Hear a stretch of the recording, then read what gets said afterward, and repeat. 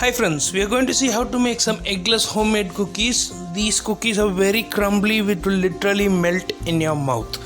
So let's see the recipe. For this we are going to use 200 grams of condensed milk, around 300 grams of refined flour. In this you are going to add 15 grams of baking powder and nicely sieve it. After that 250 grams of butter, cut it into small cubes. 50 grams of sugar, and the mixing can be anything that you like: chocolate chips, raisins, almonds, but 50 grams of whatever you're going to use.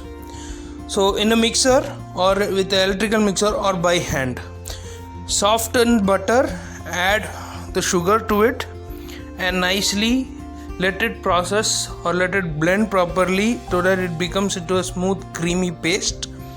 You can use it either with a chopper, or you can use it with the electrical machine, or you can do it by hand. If you're going to do it by hand, make sure it is very soft, the butter is very soft. In this, slowly as you mix it, add the condensed milk, the 200 grams of condensed milk, and once it nicely blends properly, it should be in this consistency. So in this you're going to add the flour and baking powder mixture, which you have already sieved before, because you don't need any hard lumps in it. So sieve it properly and mix it to the mixture evenly so that it becomes almost similar of that gulab jamun mixture texture. That's the closest one. It won't stick to your hand or to any plates. It should be very smooth, easy to handle. This mixture can be cooled down. You can roll it in some butter or paper and keep it in the freezer, defrost it and make a cookie whenever you want. It's that kind of a recipe. So here what I'm going to do is to show you the difference of how to make it. I'm going to split it into three. I'm going to show three different types of cookies, and I'm also going to show you some of the methods of making this. So from one part, what we are going to do is we are going to add blueberry.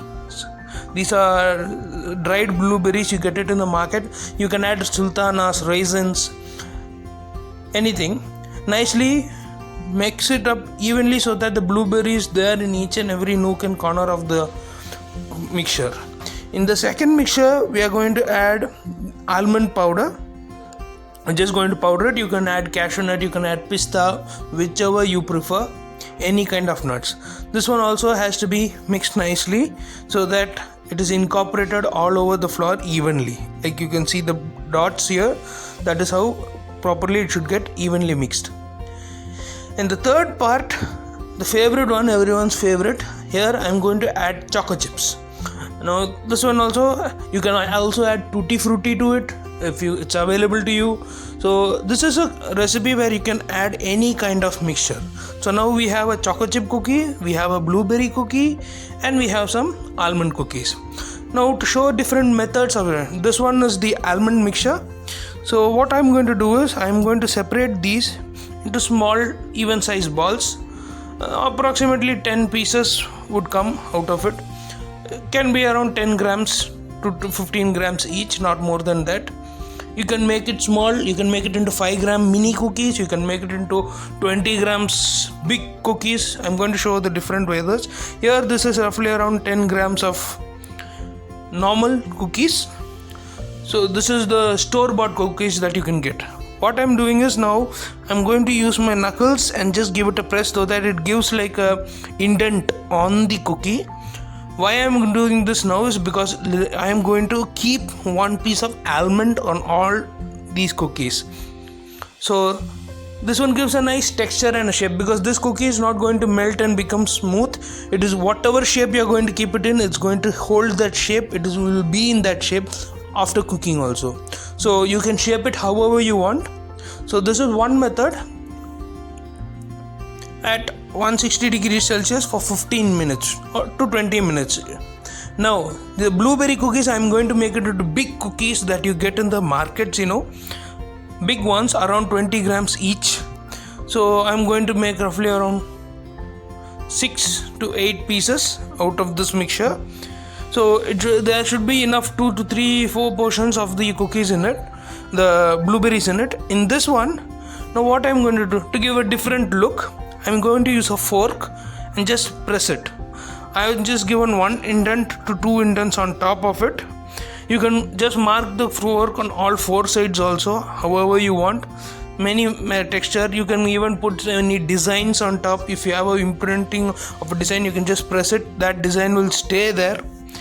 And then another way, if you have cookie cutters, this is a choco chip cookie which I am going to do into shapes. So take a butter paper evenly, you can do it without that too, but this one will give a nice smooth texture on both sides so that you can do the cutting properly. In this, like you can see, I am using 3 different shapes of cookie cutters. In this, you can use any kind of cookie cutter you want, or you can shape it by hand also. You can make it into round hearts. I am making some basic card symbols like cloves, spades, droplets. The removing, once you remove all this waste, that is not a waste, you can reuse it again and shape it again. So those removed waste parts, I'm going to make it into small mini cookies. Now you see, this is how you will get the texture, the color. This is how it should be. Keep it on a wire rack or something elevated from the ground so that it can cool down properly. When it's hot, it is very delicate. Once it's cooled down, it is also going to be the same level of delicacy. And now this is the shaped ones.